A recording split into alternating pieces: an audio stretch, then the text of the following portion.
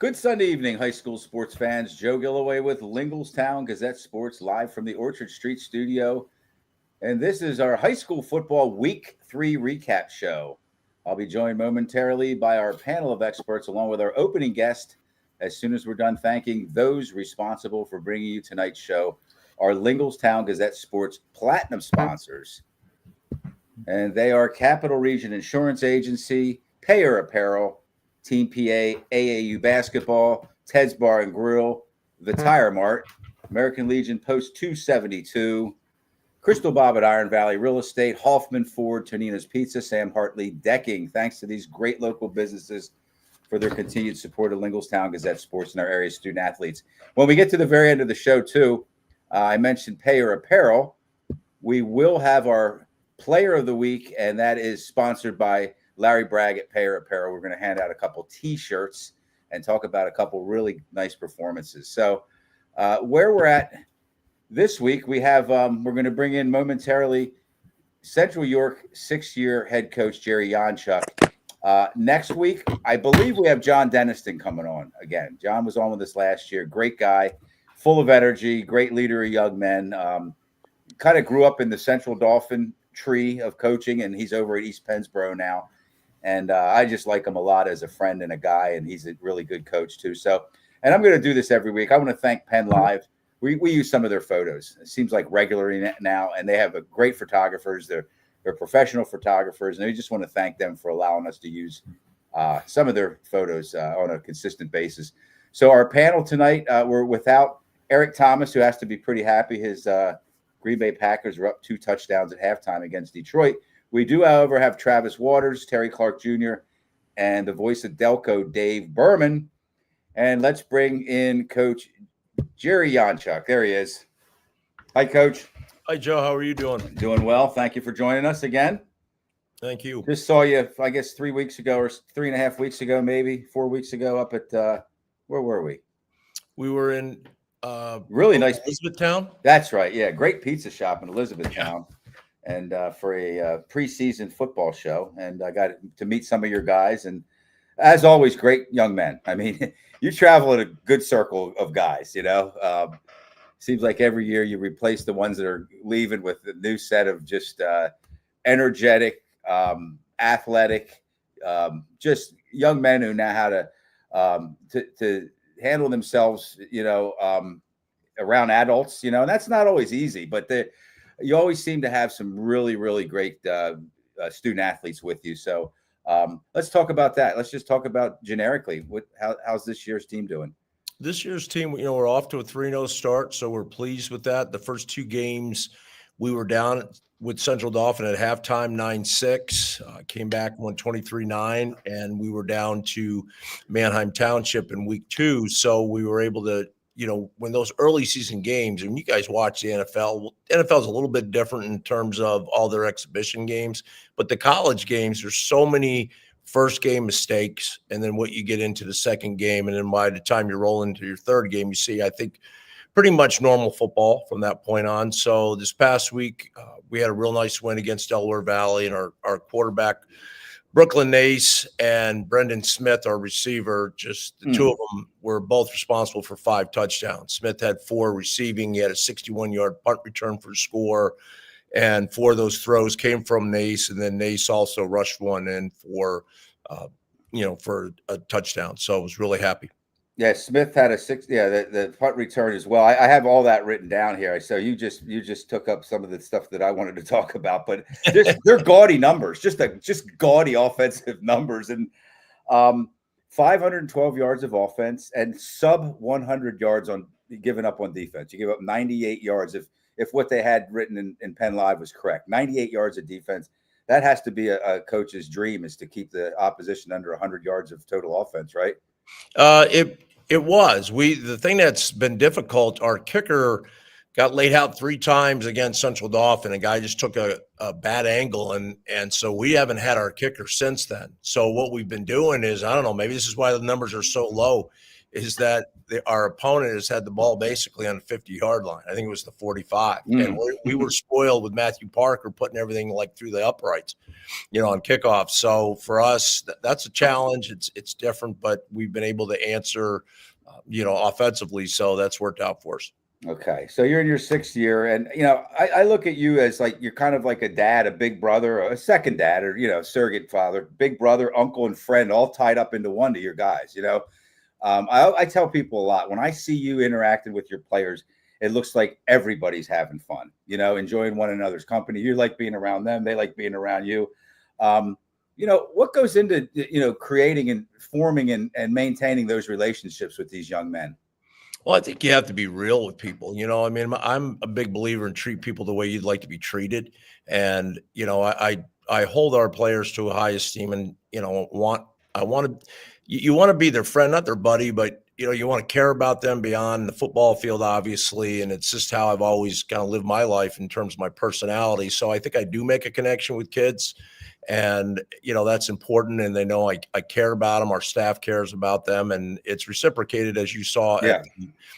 And that's important to me, and it, just like you had mentioned earlier about how they interact with adults, we teach that stuff, because I think it's something that's lost. Maybe I'm an old dinosaur with things, and but I'm a big believer in manners and all the stuff that, I was raised upon in Northeastern PA by my parents. And I just try to really instill those values in the kids. It shines through. You can tell. How about, we'll start with Dave Berman this week. How about you, buddy? It's amazing, Coach, that this is the second team with the nickname Panthers that you have coached.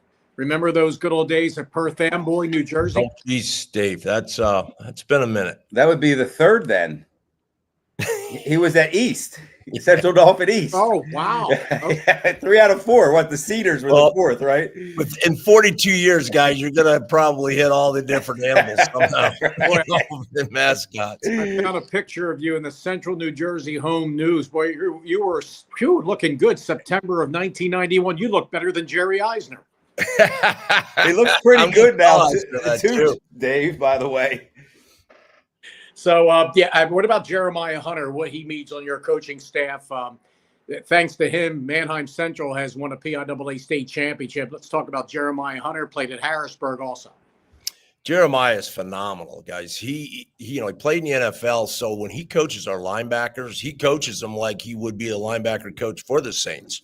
I mean, he's correcting them on every play. He's talking stance, reads. It's really neat to see. We're really blessed to have him on our staff. The only bummer about it is his son got hurt real badly in our opening game with Central Dauphin. We're going to get him back soon, though, with the shoulder injury that he had. And is he a talent?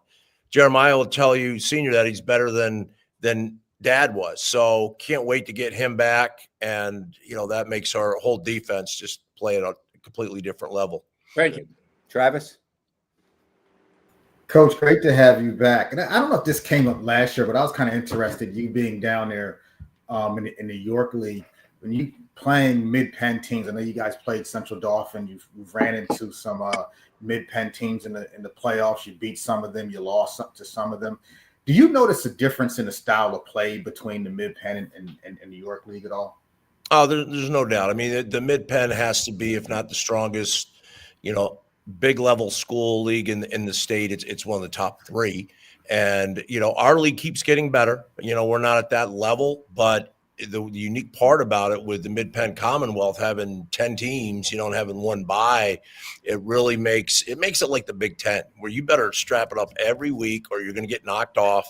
There were a couple upsets this week. So we know that if we're going to have a chance in the playoffs, we have to play teams like that. And I as a matter of fact, I wish they weren't locked into all 10 games, because we have to go to Ohio to play Archbishop Hope in week 9.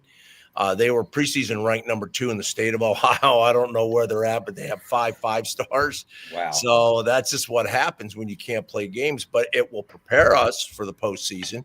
If you hope to come out of there not getting banged up, but there's nothing like the Mid-Penn in terms of overall talent, top to bottom.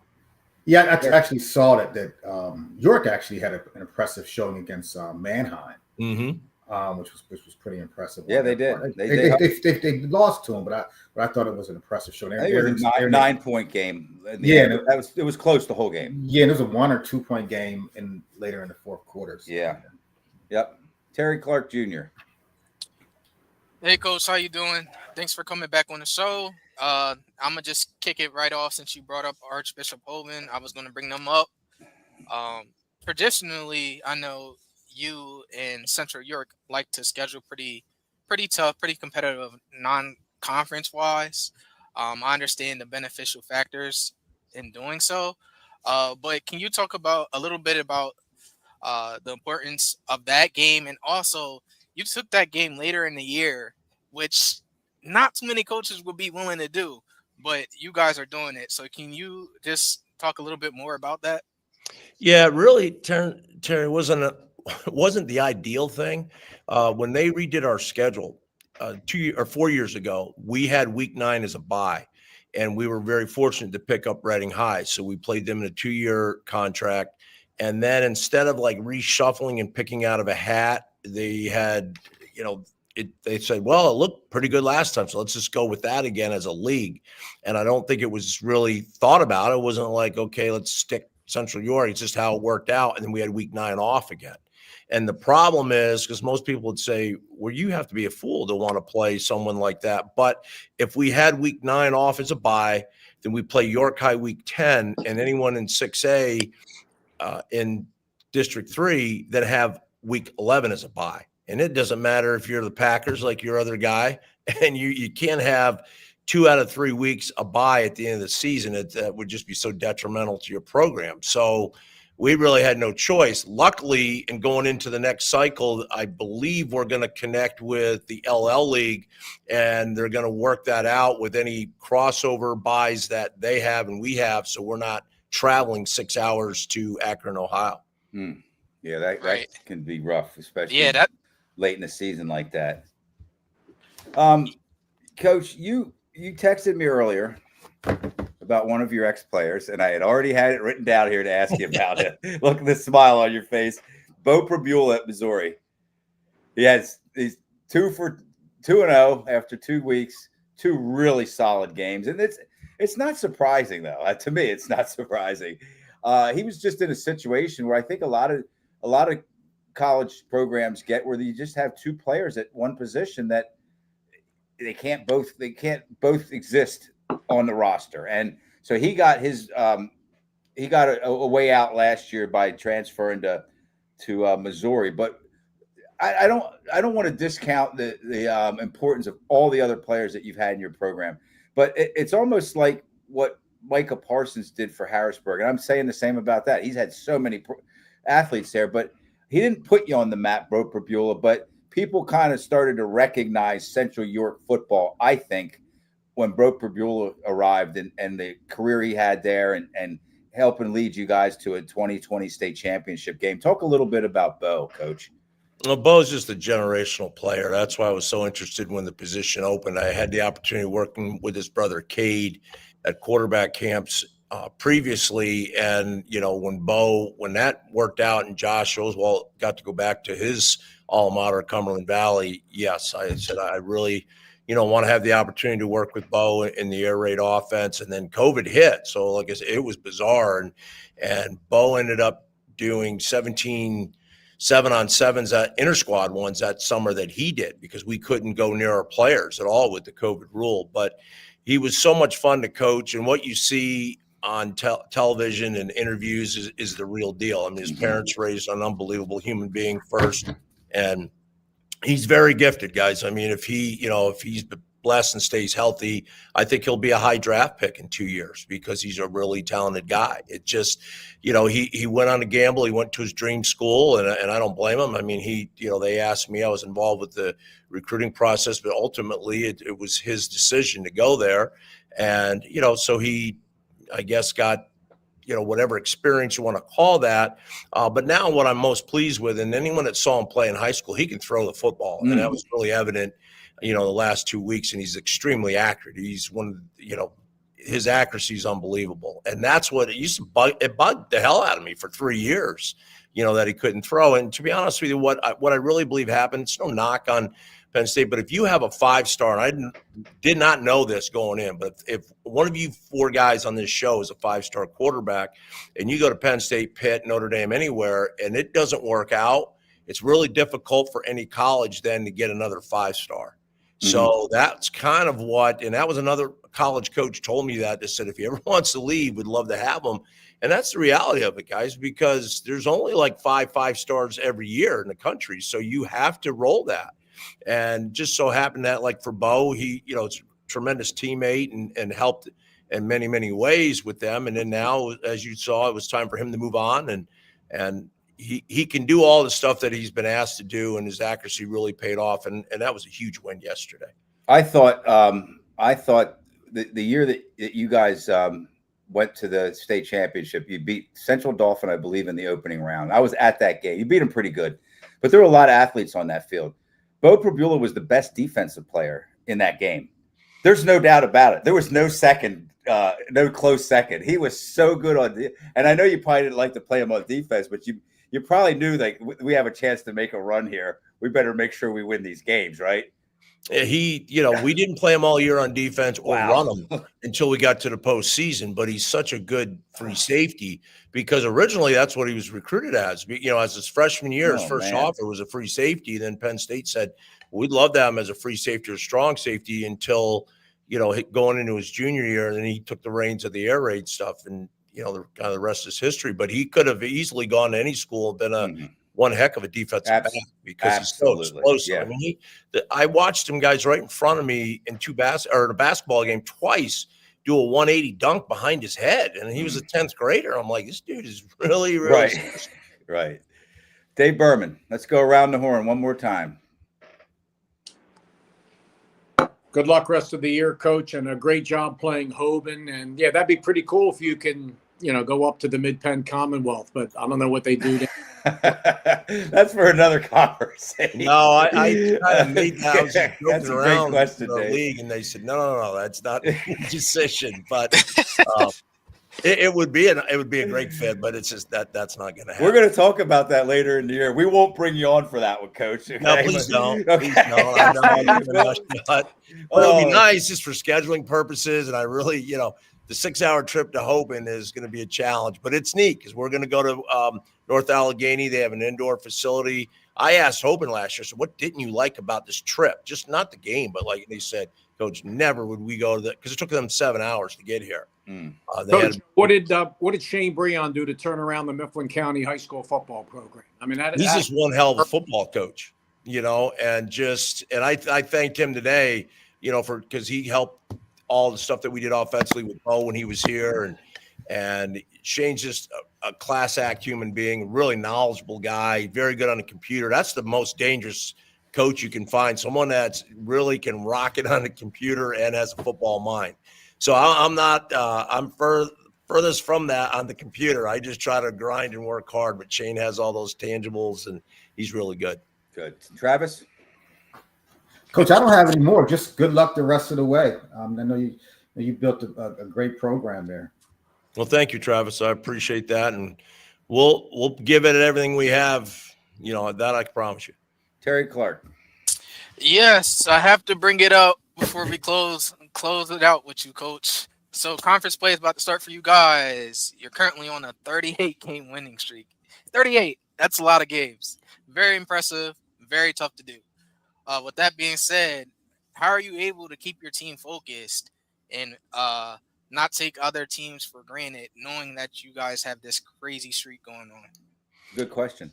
That's an excellent question, Trey. The problem is if we lose because we play 3 5A teams and actually 4 with Delaware Valley, we could get like if we had lost one of those first 3, and Joe, I was talking to you about this a couple, at the preseason show, and we lose one in season, we don't make the postseason. Oof, yeah. Because of how strong the Mid-Penn is, and then when you add Wilson and Manheim Township and all those teams from various leagues, so we really don't have a choice. It's just like, okay, every game just has to be what it is, and you just there's really no choice but just to try to line them all up and do your best to beat them all. I mean, eventually the streak will end, and all streaks do, but we're going to continue to just play hard and hope to stay healthy and keep working at it. Good. Okay, so let's end with this. I know you had a health scare. I want to make sure everybody heard what I said. Not real long ago. It's 6 months, 9 months. No, help me out. It's been 3. 3. Oh my gosh. Okay. So, all right.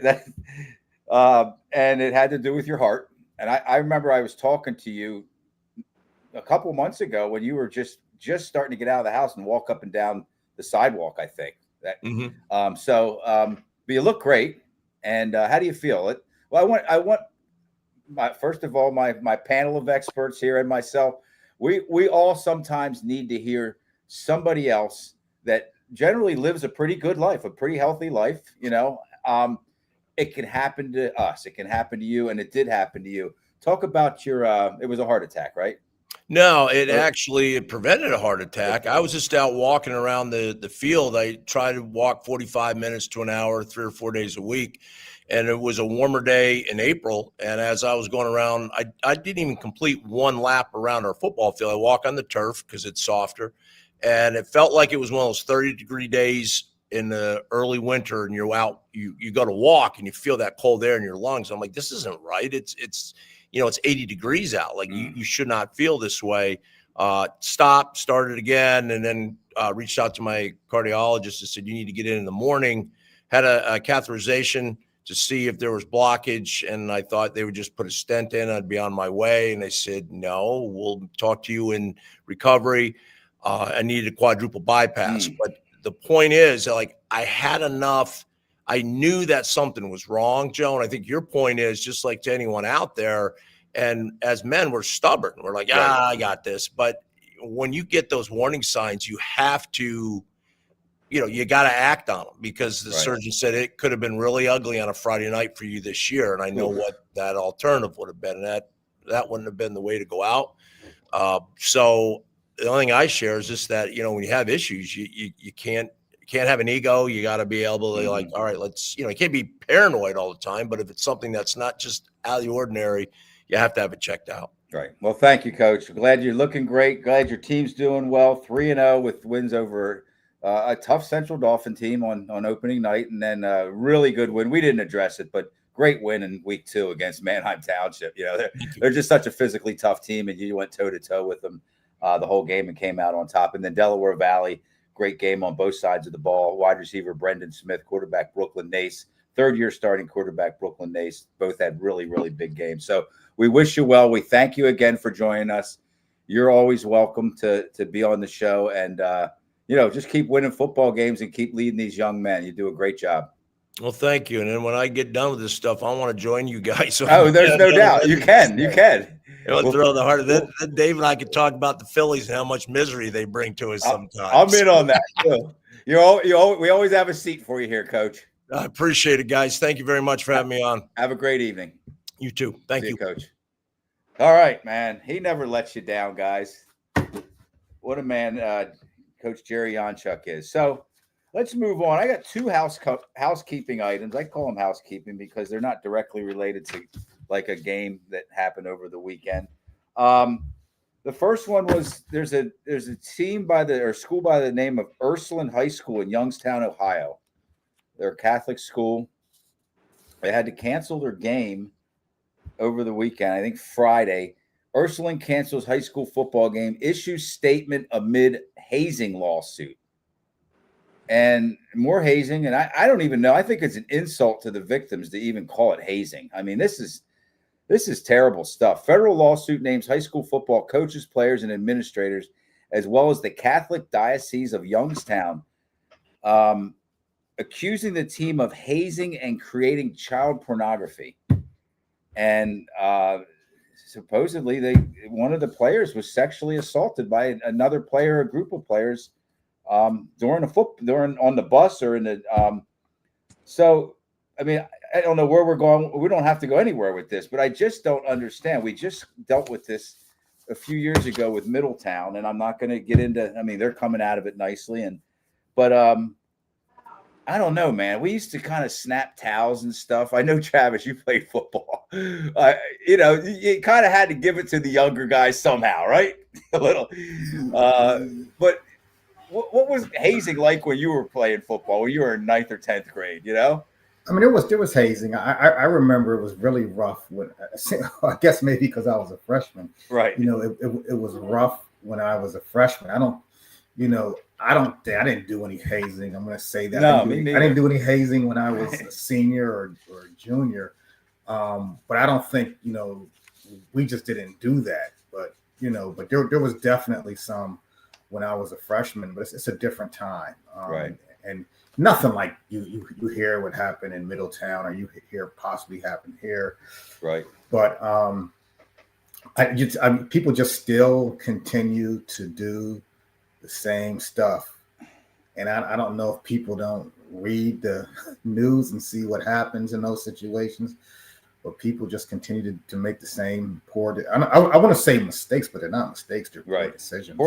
Very poor decisions. I mean, what makes them think? First of all, what motivates them to do it is a big question. But what makes them think they're going to get away with stuff like that?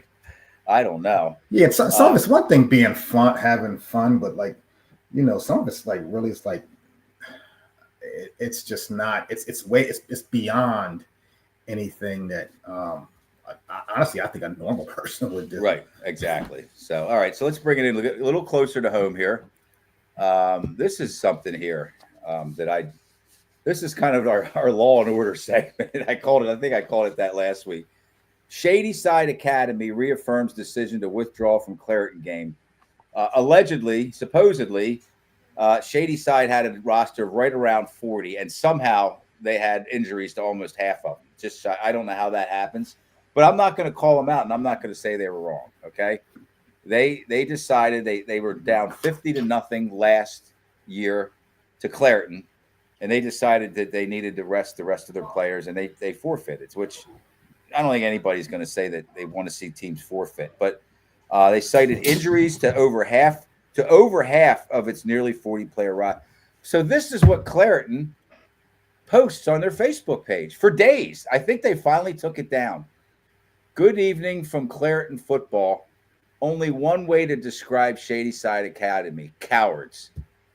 They have the courage, the definition for courage, and they have the cowardly lion there. And I don't understand how a school's okay with that. The principal, the athletic director, the administration, because it was up for I think like 2.5 days. And they went on to say the Whippeal should step in, and Shady Side should be made to compensate the Clareton School District for the monetary loss. I don't know if I disagree with that. It's Clareton. That's a struggling community, out there. We know that, but I just think that's not the way you respond to that. And I know I sound like I'm judging them, but that just to call them cowards and post cowardly lions and saying that they lack courage. Am I wrong? Is that okay for adults? Whoever's running that Facebook page is an adult, okay? And it probably I don't think it's the athletic department. I don't think it's an assistant coach. I hope not. Probably a booster club member, but they're still leaders of young men and women, okay? In my estimation, is that okay?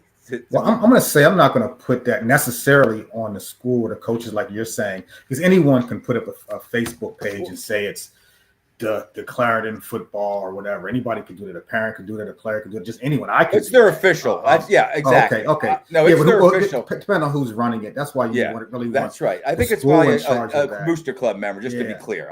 That's why I said I don't think it's an athletic director. I don't think it's an administrator. I don't think it's a principal, and I don't think it's a coach. But I will say this.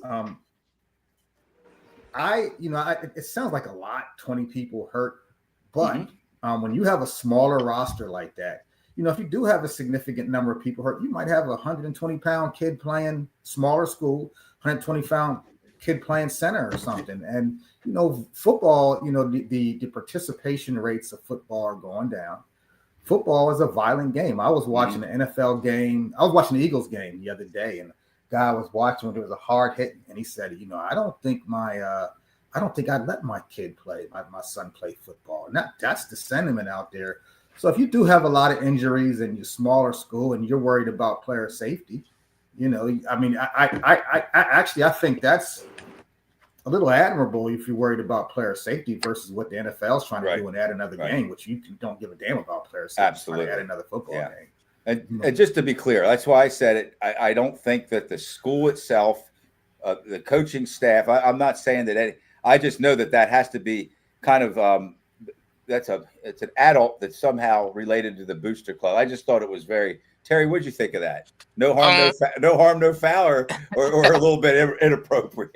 No, definitely inappropriate. If you're affiliated with the school in any shape, form, or fashion, you definitely should not be posting or saying things like that.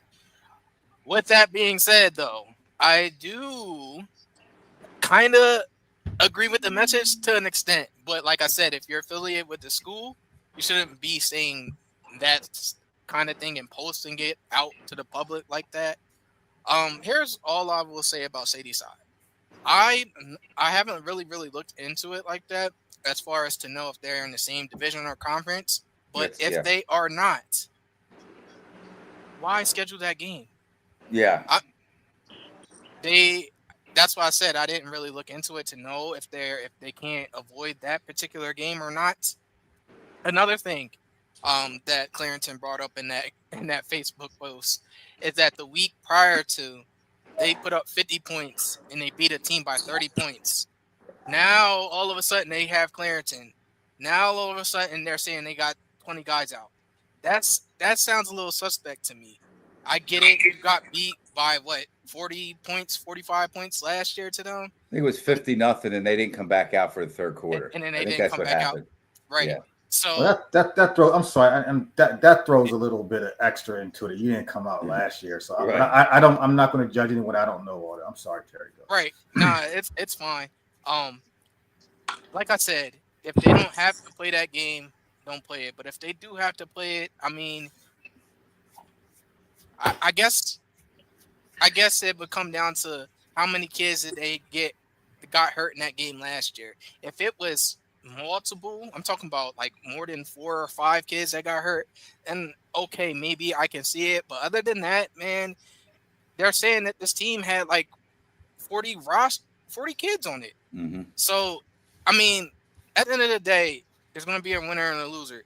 That's how I see it. Right. Okay. So Anthony Andriola, he's watching here. Why is that not on Shadyside Academy? Nobody's saying that it's not on them as well. I kind of think it's two separate issues. I think Shadyside deciding to not play the game, that's an issue unto itself. And then the response from Clairton is, or let's say the Clairton Facebook page is the other issue. Anthony says, play who is on your schedule or do not form a team. So, okay. Dave, are you still with us? Can I say, I do agree with that, but I think there are some coaches who could do a better job when a game is out of hand, taking your foot off the gas a little bit. And I'm not saying because it's football. We were always taught, when you don't play hard, that's when you get hurt. Right. Well, you play hard, you get hurt too. I know that for a fact. Yeah. But sometimes you got to take your foot off the gas. I'm gonna give you a perfect example in the college, and I know it's college, but you have the number 1 team in the country in Ohio State playing the FCS team in Grambling State University. Right. Enrollment of 6,000, and 2 minutes to go in the game, 63-0. You're still scoring touchdowns. It's like that's and people will say, well, the guys want to score a touchdown. If you're a Division I athlete going to Ohio State, I'm hoping you're not getting your kicks off of scoring the last touchdown in the second game. You're probably at the wrong school. You need to go to Shippensburg or something. I agree. All right, so let's move on to last thing. Go ahead, Terry. Quick. Yeah, go ahead. So here's the thing: the Whitfield, they could possibly have a problem here. So if this team is doing this right, who's stopping the next team, the next opponent that Clarington has to play from doing the same exact thing? Let's be clear. Clarington last year, they won just about every game by 70-0. Right, exactly. So what's stopping the next opponents from doing this exact same thing? That's why this can't happen. That's why the Whitfield has to step in and do something about it. Yeah. I believe there's something going on out there in their office. District 7 is the Whitfield's office. Yeah. So That's Dave, odd welcome that 20 back. people are hurt. I just don't understand. That's 20 odd. people I kind of led with that. That's why I said I'm I don't want I to call them liars. I mean, It's not like, right for me to call them liars, but it's odd. It's definitely odd. Come on. So that's our Law and Order segment, or whatever we want to call it. Let's move on to our feature game of the week, and they're always Harrisburg for some reason.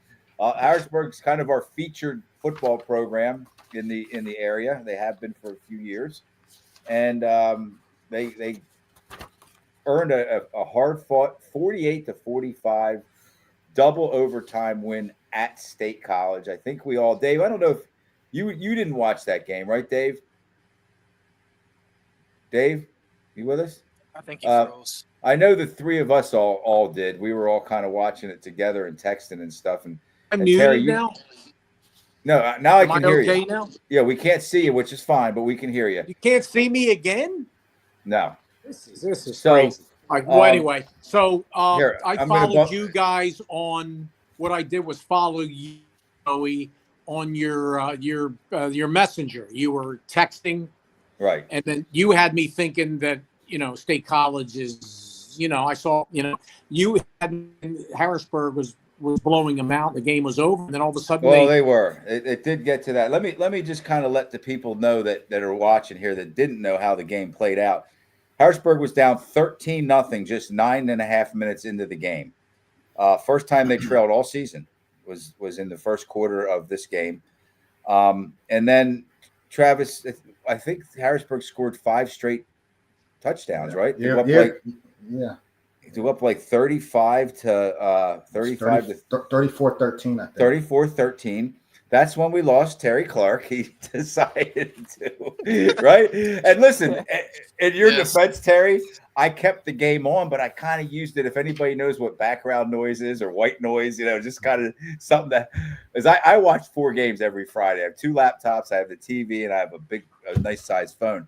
And I kind of pushed that game away. And then I texted you guys. I said, State College is trying to stick around here.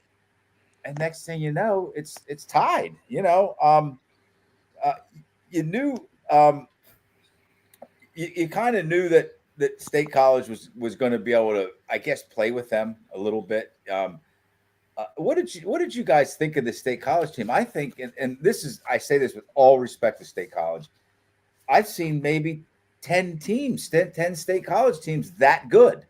They produce some talented, really upper echelon teams. They weren't bad at all, but did it kind of look to you guys that maybe Harrisburg had them outmanned a bit and just couldn't put them away? I'll tell you what I saw. I'll say this about State College, this is no slight to State College. They're not as good as they were last year. Mm-hmm. They have some really young talent though. And I'm going to go on record right now that they're going to be the favorite to win the Mid-Penn next year. They got a young quarterback. They got a freshman on a defensive line who's outstanding. They have some young kids who can play. They moved the ball on Harrisburg, but Harrisburg made some mistakes. But Harrisburg just dominated them from passing, running, and I think the issue is Harrisburg lost a little focus. Well, first, when Harrisburg went down 13-0, Schenk threw his first interception. So they had good field position twice to start the game. Right. And Harrisburg being an experienced team, they don't get phased. You could tell there was no panic, and they just methodically just came back and they really were blowing them out. And then one time it was 34. They were up 34-13. They had the ball, driving, picked up a big third down. They got a holding call.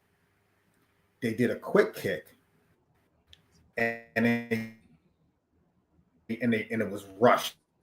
The whatchamacallit's about to go off. The play clock was about to expire, and they rushed it, and it was blocked. State College picked it up for a touchdown. Got to take then on the time ensuing out there, kickoff, they kicked it into a void on the defense, and Harrisburg they didn't field the ball.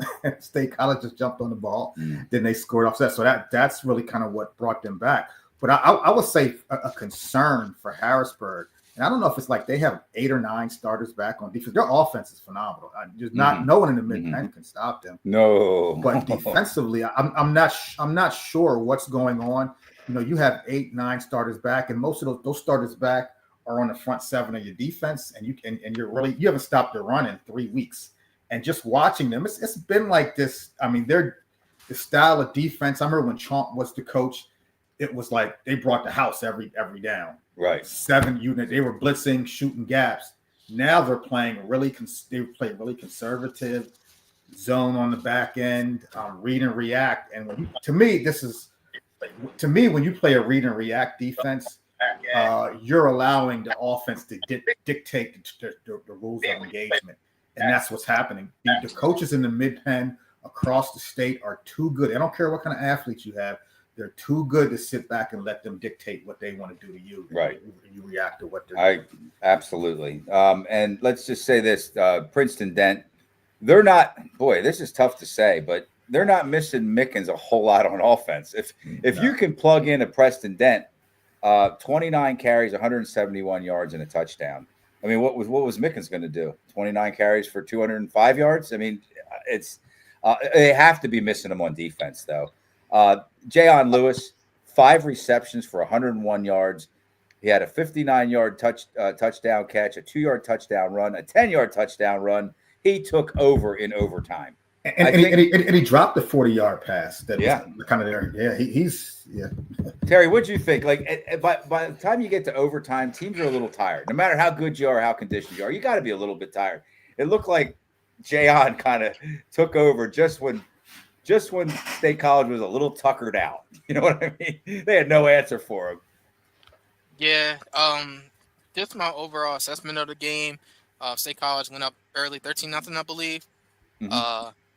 Harrisburg, it's tough. It's tough making that long drive up to State College from here. It's tough on high school kids. It really is. Yeah. So they came out sluggish. They weren't ready to go. They had to get punched in the mouth a little bit. Yeah. But they responded back big time. And I think they got comfortable, let their foot off the gas a little bit. But against a team like State College, in their environment, you can't play around with them. You got to put them away. Yeah. Because if you don't, what happened to them will happen. They were lucky to walk away with a win in that environment. And it would have been a bad loss because Harrisburg controlled that game. Right. They controlled it. That would have been a horrible loss. It would have been a bad loss. But, that's what good teams do. They found a way to get it done at the end of the day. So they'll take a win. They'll take it any way they can get it. But it definitely did raise a couple of concerns. But overall, they got the win. Okay. Imhotep Charter, check. Bishop McDevitt, check. State College, check. That's 3 good wins, guys. No matter what you do to amass them, that is 3 quality wins to start the season, right, Travis? Yeah, if I could say this too, that and a win's a win. And I'm not trying to be hard. It is. No, a win is a win. Harrisburg, yeah. Especially early in the season. So one of the things about Harrisburg is a lot of times they have that game, that fluky game where they lose and they lose and they wake up and then all of a sudden then everyone else is in trouble. Right. This might be a wake-up call on a win. Yeah, quite honestly. That's a great point. And so I would not want to be Carlisle. What's it, Carlisle? I think they play this week. I would not want to be whoever they play this week. That's not cool. I don't want to be on that sideline. Or I should say on the field. They have the 7, let's say, easiest teams in the Mid-Penn Commonwealth Division left. Yeah, they got the big boys out of the way, right? Yep. Right. They got the big boys out of the way. That's how their schedule's set up. Yeah. And you can move some. You can rest some guys. I don't want to be like that because I'm not disrespecting the rest of the league. But Kevin Brown was limping after the McDevitt game. I don't think he's going to have to really play defense. You can kind of hold him out on some of these games. Messiah needs more time. Messiah can get more time. Get some of those young guys. I mean, it's as much as I know. I said they have 8, 9 starters back on defense, but they're 2 defensive tackles. They're starting. They're sophomores. Let's play coach. Let's play coach here. Dave Berman, I'll bring you back in. Hopefully Mickens is healthy. He didn't play at all. I think he left the end of the first. He left the field the end of the first half of the McDevitt game. Am I right? Yeah. So he hasn't played for a game and a half, basically.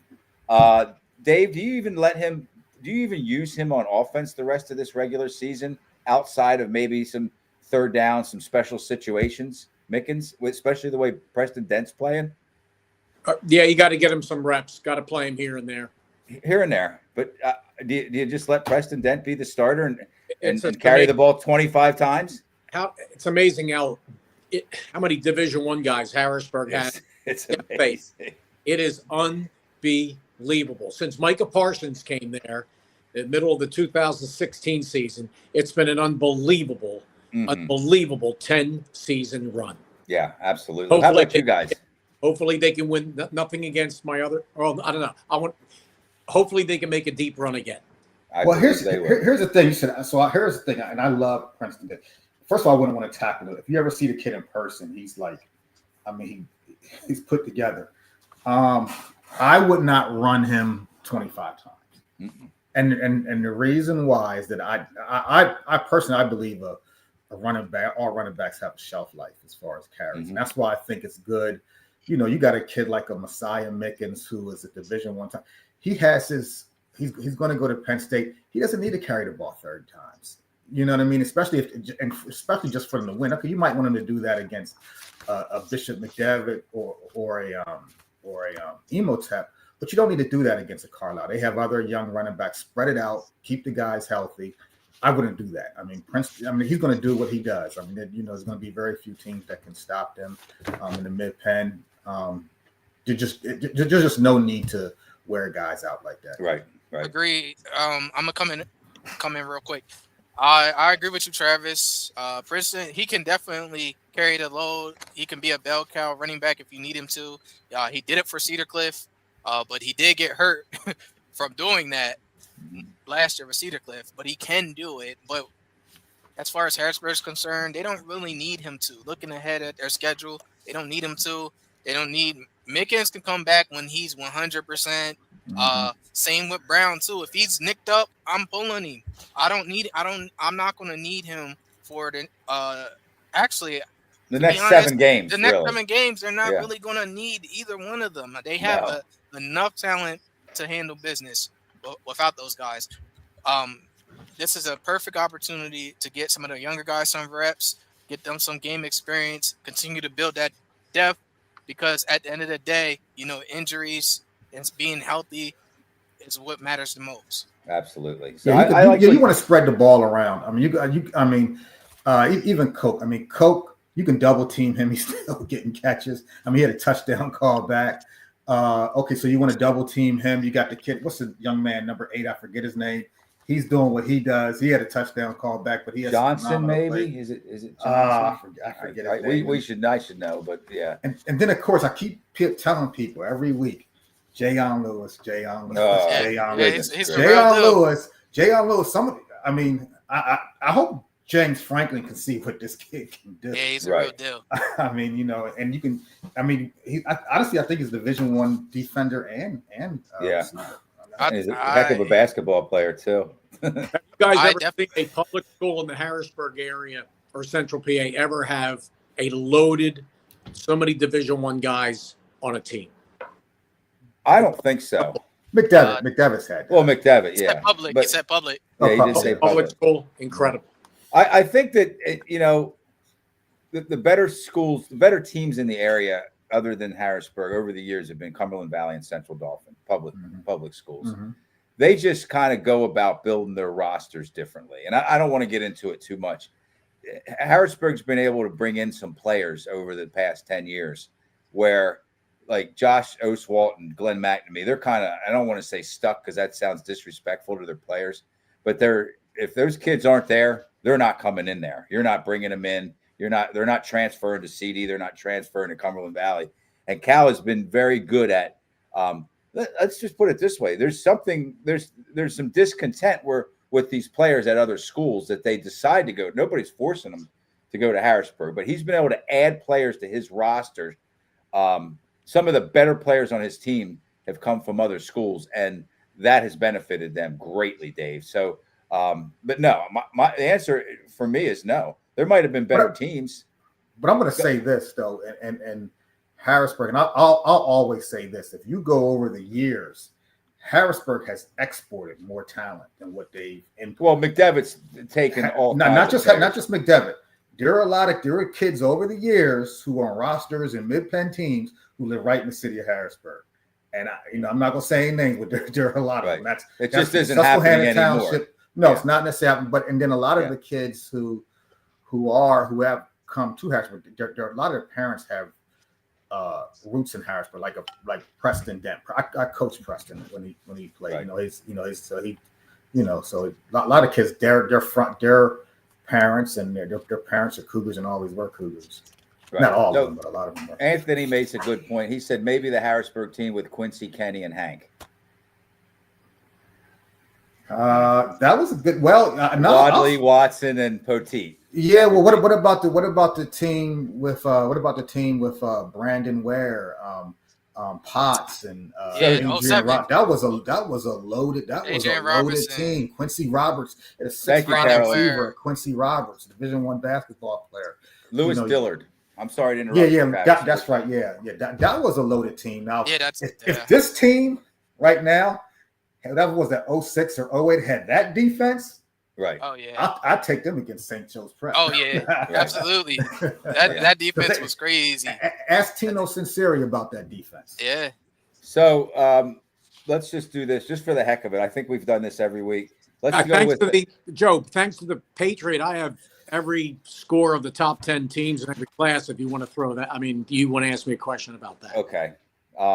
Who's you guys top 4 in 6A statewide now? Okay, let me go with LaSalle won again, Harrisburg, St. Joe's Prep, Parkland, Pittsburgh Central Catholic. I go with the Patriot. Okay, I'll tell you who mine is, and you guys can just dissect it. LaSalle, St. Joe's Prep, Pitt Central Catholic, and Harrisburg. I still have that same. I think I flip-flopped 1 and 2 from the beginning of the season. Am I wrong? Does anybody want to move Harrisburg up to number 3? That's actually my top 4 right now. Now, when I say that, I'm gonna be a homer and say that, I think Harrisburg can beat Pittsburgh Central Catholic. Absolutely. The only reason I'm saying I would rank them ahead right now is just how they're playing, how they look. Right now, Harrisburg has to get that run defense together. The run defense that's played the last 3 weeks wouldn't be able to beat Pittsburgh Central Catholic. But I don't know if that's going to be the run defense in November. Absolutely. Coach Everett does a great job with bringing his teams around, getting them ready for the games that matter most. What you guys think of Pittsburgh Central Catholic beating the Woodland Hills 56-21? Yeah, Woodland Hills, one of the top ranked 5A teams. Yeah, that's a great win. That's pretty impressive scoring. That's a heck of a win. Okay, Terry. Pittsburgh Central Catholic. They're a really good team. I think I mentioned on a previous show that they're starting a sophomore quarterback.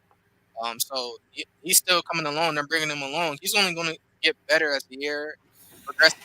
Their defense is really, really good, though. They have a strong defense. Offensively, they have potential, but defense is where they're going to make the most impact. But I think for the most part, we got the same top 4. I can't remember, Joe, if you had LaSalle or St. Joe's Prep. I had LaSalle first. Yeah, so I got LaSalle first. Yeah. I'm really close on those two. Yeah, I got LaSalle, St. Joe's Prep, Pittsburgh Central Catholic, and Harrisburg. Okay, and a lot of people down here really thought that Salesiana was going to get blown out by LaSalle, and it was a nip and tuck game, man. So LaSalle pulled it out 28-17 down here, right down the road, Wilmington, Delaware. So I make a commitment every week that I try to read as many of these comments as I can, and I don't want to go down this path too much. But Carolyn Fortney, Elias Koch's mom, says Coach Cal Everett gets his players from other schools. She's talking about because he plays the best players no matter what. Other coaches use their personnel basically politically, and she put politically in. And I don't think we need to really keep talking about it. But Carolyn, thank you for the comment. And, I do this with my non-sports show. The people that are interested enough to watch and to make comments, I try to read them or answer the questions whenever I have the opportunity. So, and Carolyn is the mother to one of the better players that's ever come out of the Harrisburg area for sure. Yeah, a If you lot got- of Coke. I Yeah. think that, hey, what, if you can't beat them, join them. The Catholic League, especially if you play against those guys, if you can find a way to bring guys in and they're eligible for the postseason, why not? No, there's no doubt. That's Dave. Dave, you just made a really good point. I mean, I'm not mad at it. Yeah. Can I Travis? say something real quick? I just want to so since Ms. Fortney mentioned it, I just want to mention Elias real quick because you're not going to see a receiver catch. I think he caught 4 balls against McDevitt, maybe 4 balls against. He had State 4 College. for 56, I believe, and then last week 5 for 56. I think he has 9 receptions for 112 yards in the last 2 games, and still commands so much from the defense. That was my point. I'm sorry to interrupt you. Yeah, and I'm sure with James Franklin. No, yeah, and I'm just thinking with James Franklin on some file, I'm sure he's like, oh man, this is I might want this kid. Right. Right. I predict Elias Cook. He's a fiend. He's special. Yeah, he's going to if he just keeps working hard, he's in the NFL. Penn State doesn't. He has a good opportunity. Penn State doesn't throw the ball enough for Elias. That's why they can't have him. Right. Okay. So let's move on to some other games. Again, I always make a nice long list here. We're not going to get to probably even a third of them, but I'm just going to do some scores under the assumption that some people that tune in, they don't really keep track of this stuff, and I think they've grown to rely on us for it. But McDevitt big over Chambersburg. They're going undefeated the rest of the way. What's that? They're not losing another game, but go ahead. No. Cedar Cliff 14, East High 3. I just got off the phone with Fort Chapman, who did the game.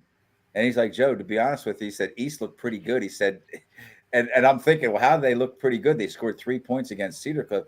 He said once they lost Romaine, which is their top running back, East, he said it just changed everything for them.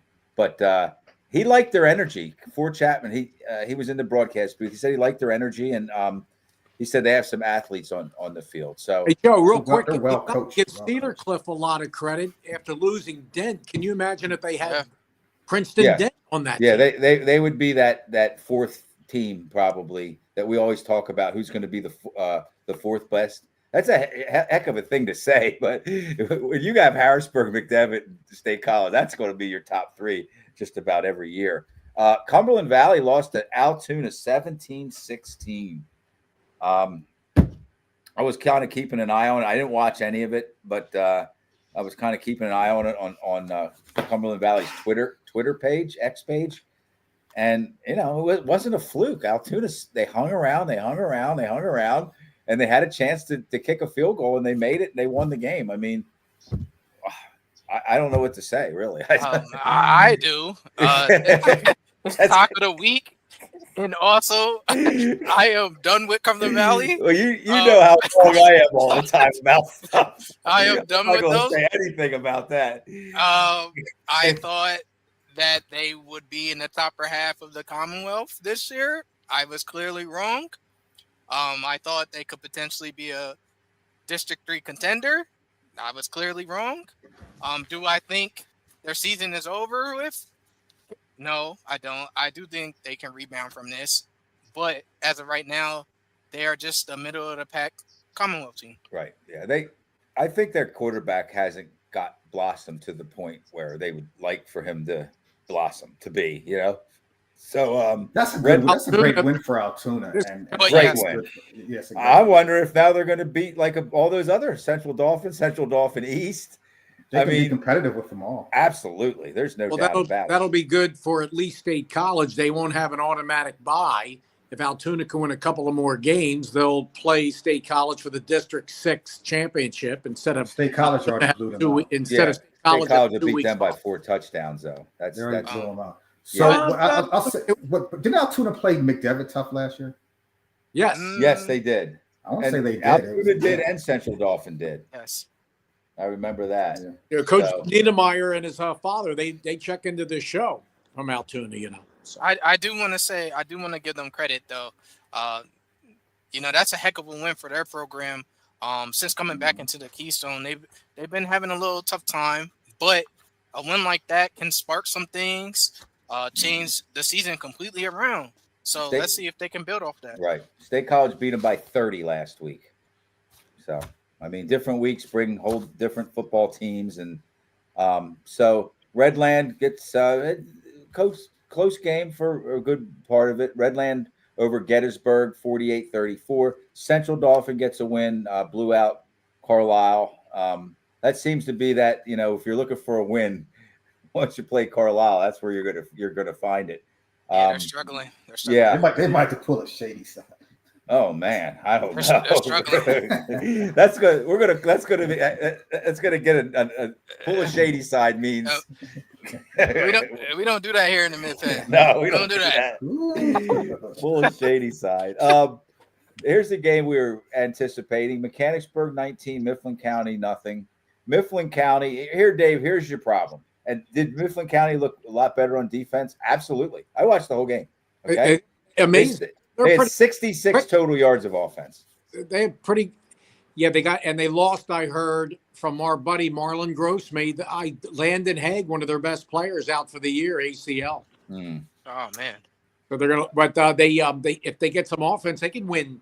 What, 6 games, Joe? 6 and 4? They made 6 games. Yeah, they made. They tired out at the end, but they made Mechanicsburg play hard, and I know they really did. Mechanicsburg. I was surprised. Mechanicsburg lost a bunch of guys from last year. Right?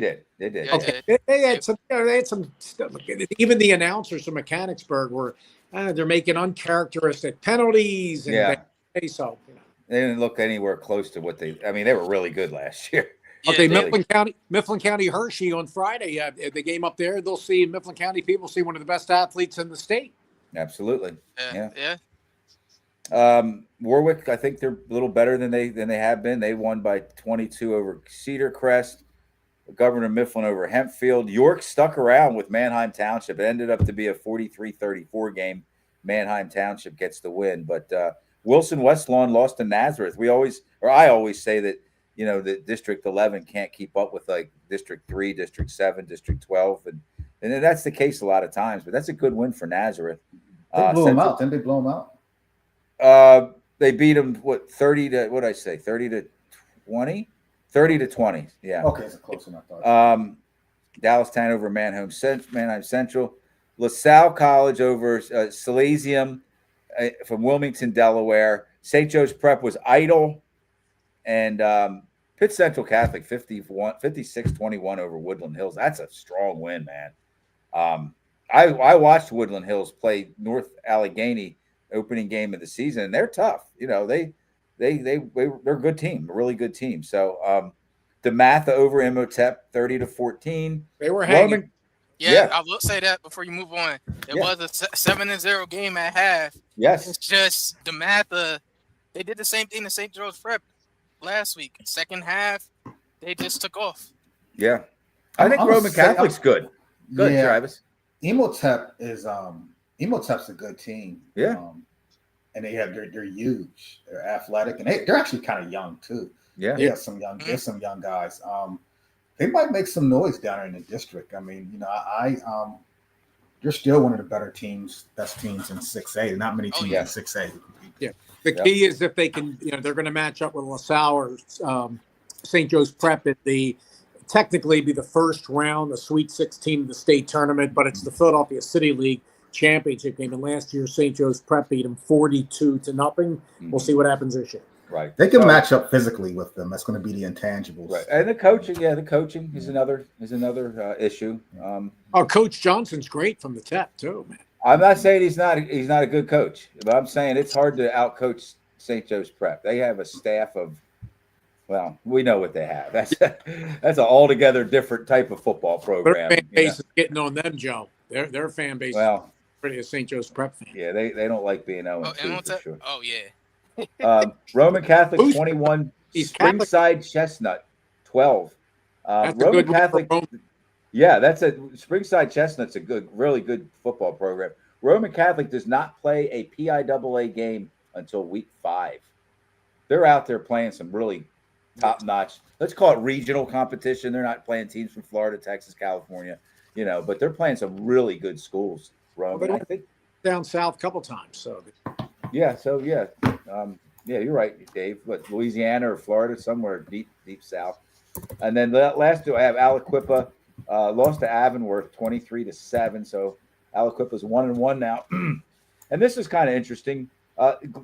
Greencastle entered the game against Middletown 0-2. Middletown was 2-0, and Greencastle walks away with the win, 19-16. Big. How about Manchester Clippers? 50-0. Well, they beat Northeast High they beat 3 Philadelphia Public League schools by 111-0.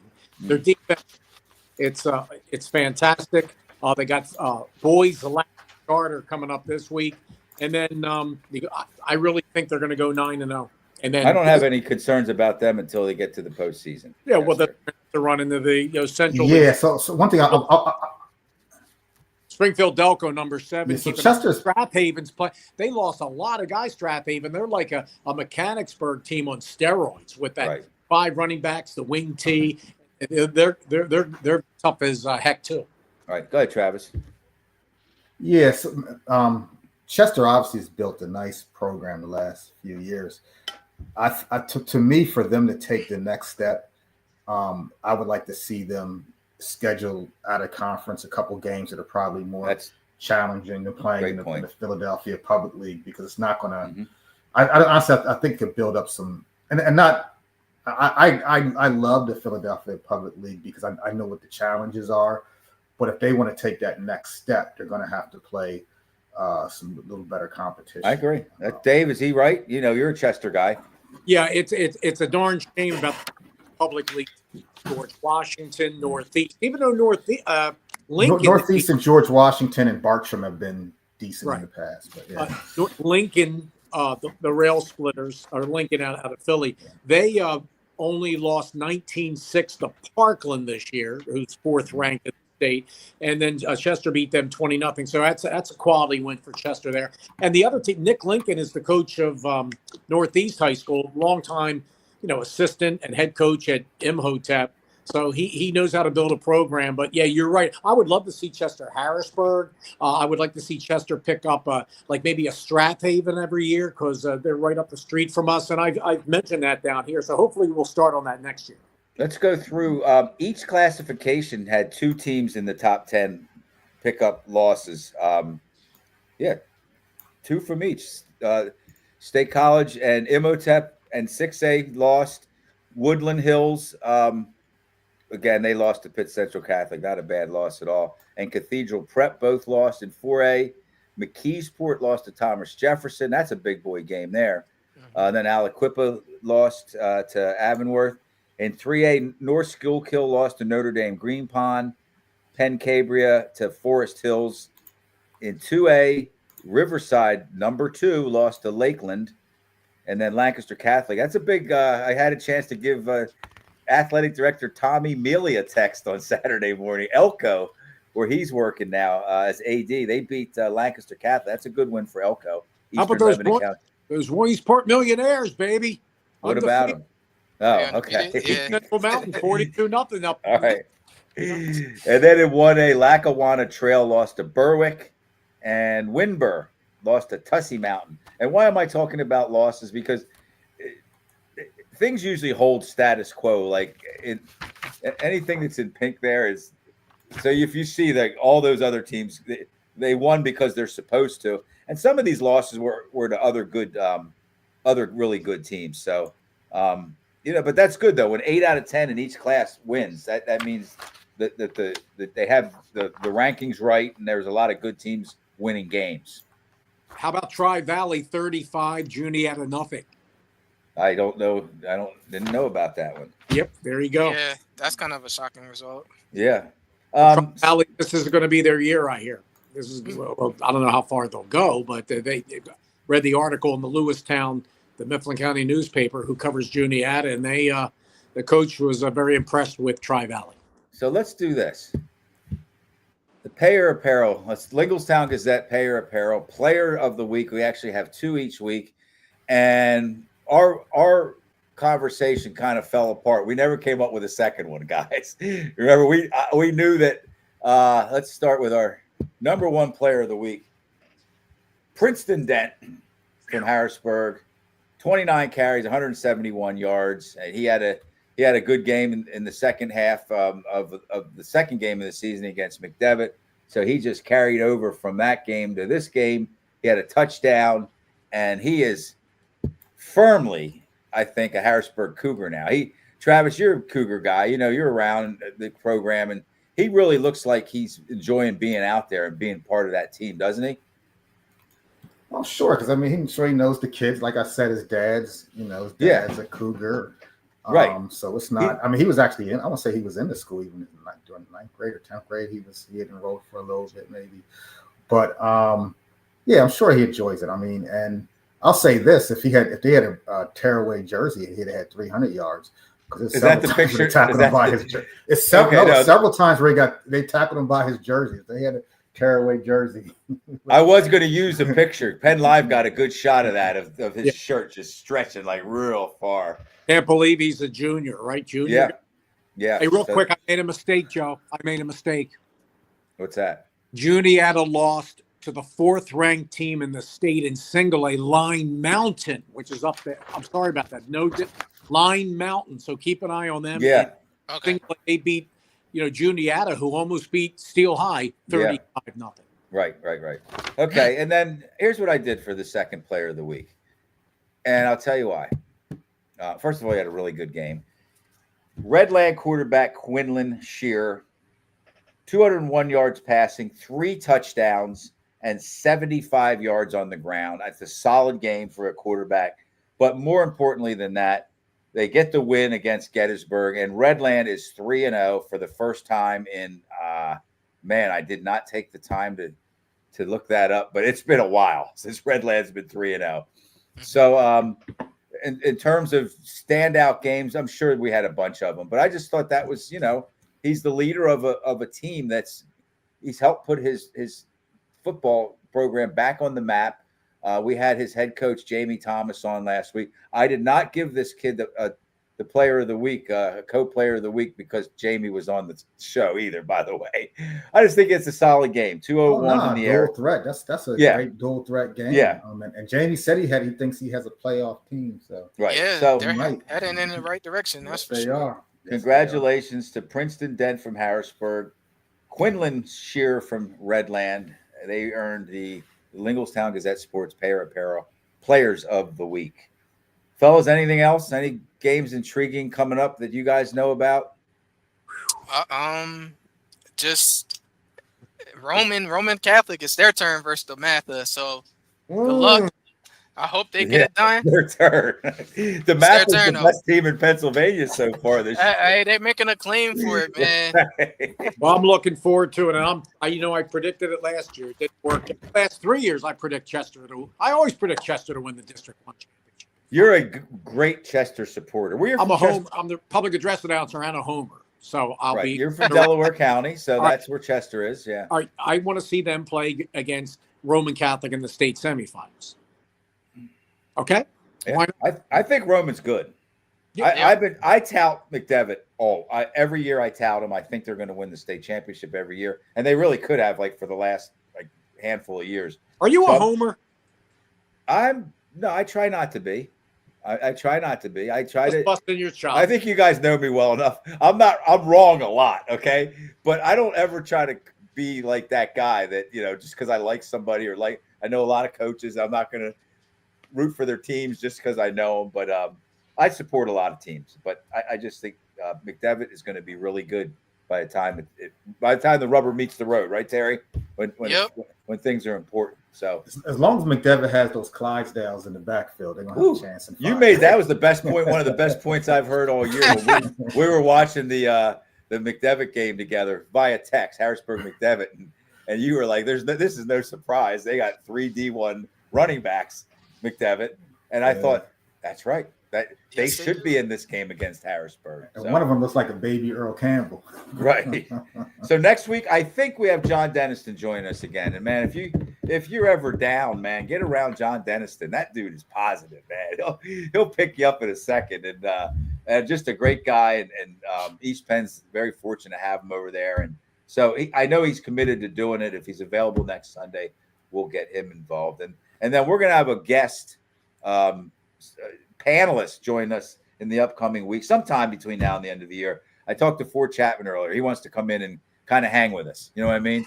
Yeah, always a pleasure. Yes, he's always a pleasure. So, fellas, that's it. As far as I know, go enjoy whatever you do on Sunday nights. Thank you for Travis Waters, Terry Clark Jr., Dave Berman. I'm Joe Gillaway. Thanks to our sponsors. We really appreciate it, and we will see you next Sunday. Have a good Sunday.